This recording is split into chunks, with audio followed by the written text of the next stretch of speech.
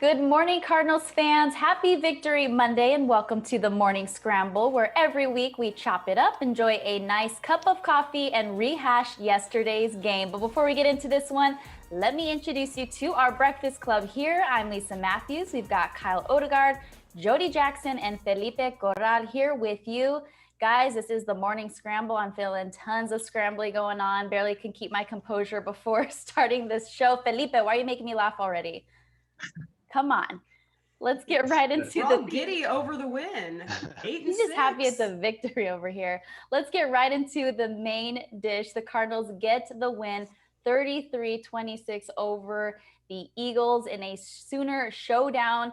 And Kyler was just spectacular, as we saw. Despite turning the ball over, Kyle, what did you see from his performance yesterday? Obviously, it's such a big performance in order to win this one.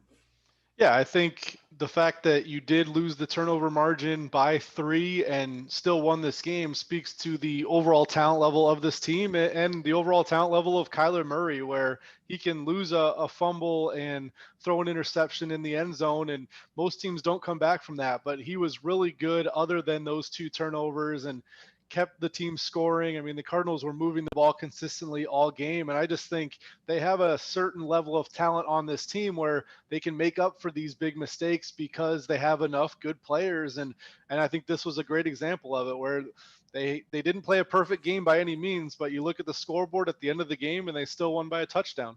Jody? Yeah, I mean, you're right, Kyle. The 3 turnovers and then the Eagles not turning it over. You just don't see that a lot in the NFL. But they really did flex in that passing game. I mean, I was driving into the stadium, actually. I heard Bertrand Berry kind of talking about the diminished Eagles secondary. And look, this is not a bad Eagles defense by any means. They have a strong line, and we saw that. They didn't really give up a lot in the run game.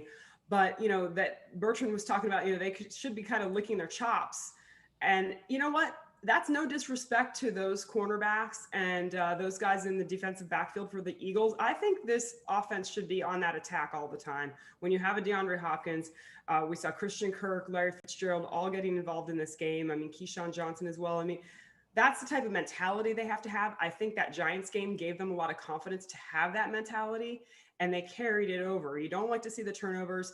I mean, had they lost this game, we would be lamenting so many things, right? Even getting some points at the end of the half, which you would have liked to have seen that be a 29-20 score instead of what we saw, which was 26-20. So, I mean, we don't have to hash that out because they were able to overcome it because they were throwing the ball all over the field. And we're going to get into that a little bit later. But yeah, just to have this 8-6 record be right there for a playoff berth, I think a game ahead of Chicago, and they do control these next 2 weeks are going to be huge. They're going to, you know, have that Niners game and then the Rams losing to the Jets yesterday, which just shows you never know what's going to happen in the NFL. But it's an exciting time to be a Cardinal fan and see what this team's able to do. They overcame those mistakes. They did shake them off. And that's what's really important, because it doesn't matter how it looks. You just got to get the W. And they need to try to do that again over the next 2 weeks, Felipe. What were your impressions of this game? You know, guys, I think Cliff Kingsbury finally found the identity to his offense. I know, like, I believe 2 weeks ago after that Rams loss, he said they haven't necessarily found it, which, you know, week 13, you would expect them to have found them. But, you know, this offense, they like to put together fast 4 to 5 minute offensive scoring drives. And I know in the NFL, a 7-8 minute offensive scoring drive is a pretty great, you know, drive, but that's not the Cardinals. The Cardinals, it's okay to score in 4 to 5 minutes. I know it's super fast. That's just who they are. That's the new trend. That's something that they have to start. And the fact that Cliff Kingsbury is finally figuring it out and sticking to that identity, you know, that's good. And it's crazy that the Bucks, you know, they're ahead of us. They were down 24-7 to the Falcons and somehow end up winning. It's just the Falcons break our hearts. And it was just another example on Sunday. But yeah, this offense finally found its identity, starting off fast. They didn't slow down all game. And that's a good sign for this offense. So, Felipe, you're thinking this identity does not include a strong run game? Because we did see them break over 100 yards, but it wasn't like they obviously were leaning on the ground game in this one. So you think? Well, like I mentioned, the identity is just putting together fast drives, because I feel like and when I say fast drives, again, I mean like 3 to 5 minute offensive scoring drives. Because when they try to play that slowed down, controlled football that we saw in weeks past, you saw a bunch of 3-and-outs. They can't get into a rhythm offensively. You know, you see Kyler struggling with this passing game. The running game doesn't get going. So the fact that they put together that 3 to 4 minute scoring drive in to start off the game, aside from DeAndre Hopkins' fumble, that was like, all right, this is identity. This is the style that they need to stick to. Yeah, we saw them get off to a 16-0 lead early on, but the Eagles kept fighting. We saw Jalen Hurts play a great game against the Cardinals in this one. You would think that over 500 total yards was just enough to get the win, and it was almost not enough. So it was just interesting to see, obviously, the battle between these two. Such a fantastic showdown between these two mobile, talented quarterbacks. It definitely was fun to see. But now it is time for That's My Jam. Pick a play from the day. Kyle, you got first dibs. What you got? Going with the DeAndre Hopkins touchdown catch for two reasons. One is the degree of difficulty for that play was unbelievable. I mean, he catches that ball, and I think everybody thought that it might pop out when he hit the ground, and it wasn't even close to popping out. The fact that he just put it in one hand and stuck it in the air and told the officials, yeah, I got this, don't worry about it, to get that touchdown was an impressive individual feat. And then where it came in the game, like you said, Lisa, the Eagles stormed all the way back. The game was tied, and that was 3rd and 2. So if he doesn't catch that ball, then you're looking at either a field goal and keeping Philadelphia very much in that game, or going for it on 4th and 2. A couple of a little bit scary options. So I just thought it was a unbelievable individual play, and also one that was so important for this team, where you get the touchdown, all of a sudden you're back in control, and it just reiterates how important that trade was this offseason. I know we've talked about it a million times, but to have a go-to guy in that sort of situation is so important. And every single time you're in a clutch moment, it seems like DeAndre Hopkins delivers. And with one hand. Yeah. The way that he fell with one hand it was crazy. Crazy. All right, Jody, your jam. My jam, okay, I don't want to be Captain Obvious here, but for me, the best moment of the game was the 2 attempted Hail Marys by the Eagles that were batted down. Byron Murphy got a piece of the last one. And so Jalen Hurts, you're right, Lisa, he really showed me a lot in that game. And this is an Eagles team that, despite coming into the game 4-8-1, you know, Carson Wentz had 19 giveaways, and then Hurts comes in, and he's really done a lot to revitalize this Eagles offense. And so they kept battling back. And, you know, I look at even the possession before that, when it looked like there might be a touchdown to Goddard, the tight end, and he trapped the ball. You know, they're dangerous. So you're looking at it like, okay, you kind of dodged that bullet there. And then, you know, the Cardinals had another situation at the end of the game where, you know, it was possible that they were going to tie this game up. And there's, you know, Hurts was really slinging the ball around yesterday. I don't think a lot of people thought that he could. I heard a lot during the week of like, okay, he's dangerous with his legs. But, you know, another great example was the play to Ertz where, you know, earlier in the game, it looks like he's just going to run and tuck it down, but he had the ability to see the field, and he found Zach Ertz. And so, you know, he was definitely, you know, he made some mistakes, but he was able to read the defense to some extent, at least on a couple of those plays, and make good plays. So I was a little nervous, I got to be honest, because, you know, we've seen some crazy things happen. We all know, but on the positive side with the Hail Murray, and you don't want to see that happen in such a crucial game. So props to the defense for making that happen, for being in the right area and not allowing Eagles receivers to make that catch near the end of the game. But I know it's kind of like really simple and basic, but when that game was sealed, that was my jam. Felipe, what about you? I mean, you kind of have to credit the defense, though, because in that first half, they gave up 3 touchdowns to a rookie making a second consecutive start in the NFL. You saw something similar when the Cardinals played the Dolphins and Tua made a second consecutive start. They obviously lost that game. So for them to, you know, limit them in the second half was a good sign. But my jam is going to be that K1 rushing touchdown, because y'all remember the last time that Kyler ran for a touchdown in a win? In a while. Wow, you tricked us. Definitely fixes the red zone woes, doesn't it, Felipe? Yeah, it was in week 10 against the Bills, and that's prior to yesterday's matchup, week 10 was probably the last time that you saw this offense clicking on all cylinders. And, the fact that Kyler was able to, rush for a touchdown, in the first quarter, I mean, that's a good sign for your offense for the rest of the day. So it seems like it's starting to get all back into rhythm. This offense is starting to get to back into rhythm, and it all starts with Kyler Murray. And the fact that he was able to basically walk into the end zone in the first quarter, that set up the tone for the offense for the rest of the day. Lisa? Played that defender too. Woo. All right, I got to go with Larry Fitzgerald, his touchdown, because obviously it's his first one here in 2020. I still can't believe it. Kyler didn't even know that, I guess, earlier this week in practice when Chase went up to him and said, hey, Larry doesn't have a touchdown yet. So good to see him get the ball in the end zone. Obviously, important to see that. But number two, just this touchdown itself, the level of difficulty, the defender all over him. It was vintage Larry making a play. The Cardinals were only up 5 at that moment, so that pushed them to 26-14 with 2 minutes left in the half. Obviously, they gave up the touchdown before the half, but still, this came at an important time in this game. We know how Larry can just pick up the entire team with his energy. I mean, there wasn't a lot of people in the crowd, but you just feel it. When Larry gets the ball, when he's able to make a play. And a play like this just makes you say, wow, we saw that with Hopkins and then Larry. So nice to see both number 10 and 11 with big time catches in yesterday's game. And look at that photo, Derek Spencer. Beauty. All right, let's go into our Rise and Shine players of the game. Hope y'all have your note cards, Felipe. I'm talking to you.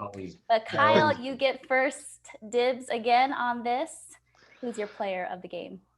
I'm going to go with Kyler Murray. And, we've talked about the fact that he had 2 turnovers, and that's obviously not a good thing. You don't want your quarterback to turn the ball over, and his ball security could certainly be better when there's guys around him. He needs to tuck that ball. But when you look at his yards per attempt in the passing game at 11.3, that's an elite number. And if he can do anything close to that moving forward, the Cardinals offense is going to be so hard to slow down because he's obviously that rushing threat. And while we didn't see it a bunch against the Eagles, Kyler Murray is always going to be a guy who can give you big chunks on the ground. And I feel like their running game is always going to be solid because he's a threat. And then Chase Edmonds and Kenyon Drake are a nice duo. But the passing game is the part that's been up and down this season. And when it struggled, the Cardinals offense has struggled. So I think the fact that Kyler Murray was consistently getting chunk plays, very accurate, throwing the ball down the field, doing a nice job outside the pocket, which hasn't always been the case early in his career. All those things add up to me as to something that's very good for the future if he can keep that up. So to me, the performance that Kyler Murray had, maybe more in a long-term sense, is why I picked him more so than this game because of the turnovers, but I was just very encouraged by what I saw. Jody? Yeah, I mean, Kyler, he made the plays, putting up 406 yards yesterday. And so my player of the game, well, they go together like peanut butter and jelly or whatever you want to say. Or can you have that for breakfast, Jody? I don't know. How about Nutella and banana? I don't know. There you go. You could pick whatever you like, right?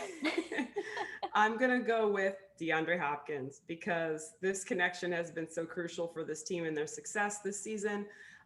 When you look at, I was looking at the numbers, right at the top of the NFL in receiving yardage wise is Hopkins.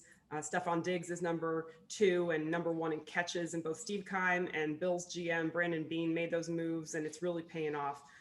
That was unbelievable. DeAndre Hopkins with 169 yards on the day, and we've seen these games where he can just literally take the game over with these big plays. And, I'm convinced, kind of speaking to what Felipe said, you have to have these chunk plays to win games. You just do.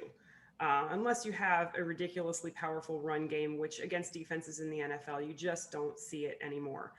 But DeAndre Hopkins is proving that anything that comes his way, he's got it. I think that fumble, though, you guys know the story yesterday with the fumble and him changing out the gloves. You could tell how horrified he was that he turned the ball over, that he immediately switched apparently from the 4XXL to the 5XXL, which I did not even know 5XXL existed. Yeah. But that fire and that drive to be perfect is, and you look at that play, another unbelievable play with the yards after catch. I mean, he really can do it all. And that's just unbelievable. We've seen that a few times now on 3rd and 2. Gutsy, and for Kyler to put, again, it kind of goes together hand in hand, this tandem. I mean, if he puts the ball on him, he makes the catch, he trusts him to come down with it over anybody that's defending him. And just a huge game and a big moment. This was a game that the Cardinals had to have. And I think since we've seen really the change in the offense, kind of spraying him a little more over the field and getting him in some different situations, it's really working. So credit to Cliff Kingsbury for switching that around. You got to refresh it, even if you have one of the best players in the league, maybe the best offensive player in the league. He's so fun to watch. And the Cardinals now with Hopkins doing what he's doing with Murray and Hopkins, and I know every defense poses a new challenge. So the next 2 weeks are going to bring that. And we know the problems with the Rams, and, the Niners are capable as well. So just got to keep it going though, because it's too good to suppress this connection when these guys are laser focused. And so DeAndre's my Rise and Shine player. How about you, Felipe? Lisa, to answer your question, yes, I still eat PB&Js for everything. I'm still on a college diet in a way, I eat it for breakfast, sometimes for lunch. And if I'm too lazy to make anything for dinner, I just make myself a PB&J. I mean, come on. I like the simple life, right? I mean, keep it keep it easy. My Rise and Shine, it's not a player, but you guys alluded to him, Cliff Kingsbury. Gotta be complicated, Felipe. I have to be complicated. I have to. Lisa, you're throwing another one out there that is not meeting Lisa's approval as far as it's not a player. She has very strict guidelines. Lisa's like the big sister I never had, just that you never wanted. Calling me out and so forth. But have you ever put together like a 500 to 1,000 word puzzle at all? Yes. It's been a while, but yes. That's what this offense is, and this is what Cliff Kingsbury's been doing. He's been trying to put together this puzzle. I think yesterday, I should say, he put it together. And those 3 consecutive losses, he had crucial pieces. When you're making a puzzle, you run into like those 4 or 5 pieces that you can't figure it out. You like put it in one spot and it doesn't fit, so you try to go elsewhere and it still doesn't fit. That was Cliff Kingsbury in those 3 consecutive losses, trying to figure out when to call plays for Kyler to run, because defenses obviously figured that out in those 3 losses. DeAndre Hopkins, same in that week 13 loss to the Rams. He was on the left side of the field the entire game, short routes, out routes, comeback routes. He couldn't necessarily get a chunk play. But in week 14 and week 15, I feel like Cliff Kingsbury finally put the DeAndre Hopkins piece of the puzzle in the right place. And Kyler Murray as well, because you saw that rushing touchdown that we hadn't seen since week 10. You saw DeAndre Hopkins in week 14 and week 15 have a 24-yard play against the Giants, a 45-yard chunk play against the Eagles yesterday. So he's finally putting all the pieces together. He's at like piece 499. And then the return of Larry Fitzgerald, obviously, the team's been 2-0 since he returned. I feel like that was that 500 piece of the puzzle. And boom. You got the Cardinals offense in a puzzle right there. Put it together for y'all. That's Cliff Kingsbury. That's my Rise and Shine. Lisa, feel free to judge me if you want. Judgment here. No judgment. I just want to give a shout out to Grayson, our producer, finding that slow-mo Cliff Kingsbury B-roll shot for you in this segment. Shout out, Gray Dog. All right, my Rise and Shine player is going to a special teamer who has proven to be very special for the Arizona Cardinals. He had a blocked punt, which was his second this season. In the first quarter, that set up running back Chase Edmonds' 6-yard touchdown, of course. And he just shows up every single game. Let's not forget this this fake punt past 26-yard reception. Oh my gosh. Love to see that. I mean, he's just a guy that always shows up every single game. When he's not on the field, you can tell he's definitely missed. So I just wanted to be able to give him the shout out that he deserves here in week 15, making play after play in transition, which is obviously very important when you're playing in all three phases. I think we're seeing more of that now. Complementary football, all three phases showing up in order to get the win. So he's a huge piece to that. Hopefully going to try to track him down for my interview this week for On the Fly. So stay tuned. You got to be subscribed to our YouTube channel in order to see that. That By plug, the way, Lisa, there's that my plug. there is my plug. All right, guys, we're going to bring home the bacon here in a different style, fill in the blank once again, because I feel like we all got something to say here in week 15 as the Cardinals playoff hopes are still alive. So let's fill in the blank. With the hope still alive, the Cardinals need to improve blank in order to clinch their spot. You cannot say win. All right, Kyle, you up first. Well, I think they need to improve their passing game overall, but if it's anything close to what they just did against the Eagles, I think they're going to be in great shape because, the turnovers were a big story. I don't think that's necessarily predictive of what's going to happen in the last two games. I feel like the Cardinals offense isn't necessarily one that takes a bunch of chances. It's not super turnover prone. So I think that game was kind of an anomaly with all the fumbles and Kyler Murray just making a really bad read in the end zone. But if they are able to keep producing in the passing game like they did, I just think that's the one missing link left with this team. The defense has been solid. The pass rush has been really revved up. The running game is pretty good. The passing game to me is the key in these last two games. If it's going well, I think this team definitely makes the playoffs. How about you, Jody? Yeah, I actually think that protecting the ball is going to be a big key. I think they're going to need to do that. You've seen Kyler, the games that there is pressure coming his way, and frankly, being a quarterback, you're always going to have people around you. You're going to have chaos around you, and so I think protecting the ball is a big part of it. There's a lot that has to come together. They just have to get these wins. It doesn't have to be pretty. And yesterday, it was pretty except for the turnovers. So I think it's all about just being aware of the ball. And it's not like it's only on Kyler, the running backs as well need to be aware, but protecting the ball. And then would love to see the defense get some turnovers as well. They've come close a lot. They had a few games where they really did pour it on turnover wise. Last week was one of them. But yeah, I think that's always big in this league and got to protect it. So Felipe, what about you? You mentioned it, cleaning up the turnovers you can't have a red zone interception in the last weeks of the season, especially against the defenses like the 49ers and the Rams. But my key is limit penalties. You saw the secondary have a few yesterday. Patrick Peterson, I believe, had 4, if I'm not mistaken. You're a captain, you've been itching to get to the postseason for a while now.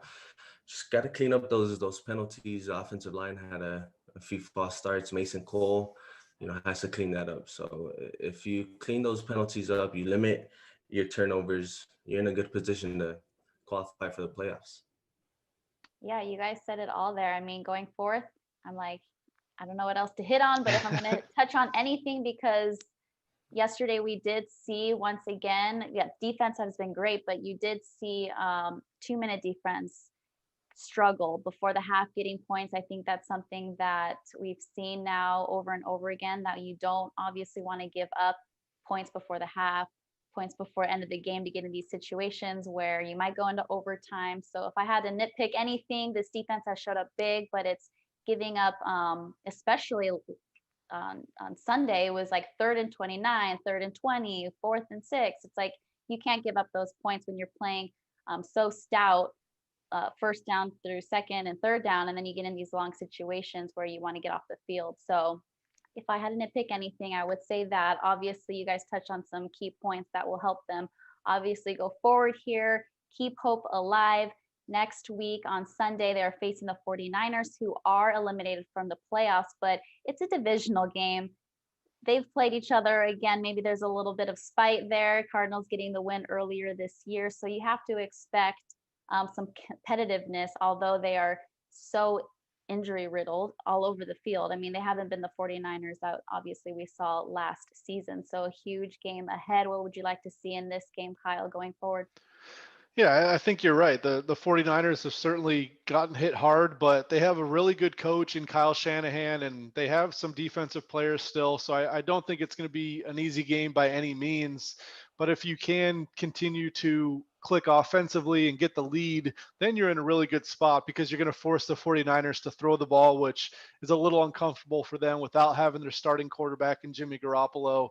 So I think if the Cardinals can get out to a hot start in that one, they'll be in good shape. But that being said, I'm a little wary because that is still a team with some talent and good coaching. Yeah, a lot of question marks too. Dennis Gardeck was carted off. He's been a huge asset in the pass rush. So I didn't want to end the show without Felipe doing the sack dance that we saw yesterday, or the safety dance. All right, he gave us a safety dance as well.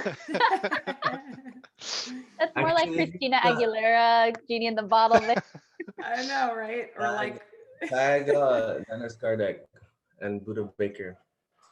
Yes, very, But very nice. I just want to ask you. I believe the game is on Saturday instead of Sunday. Saturday, you are so right.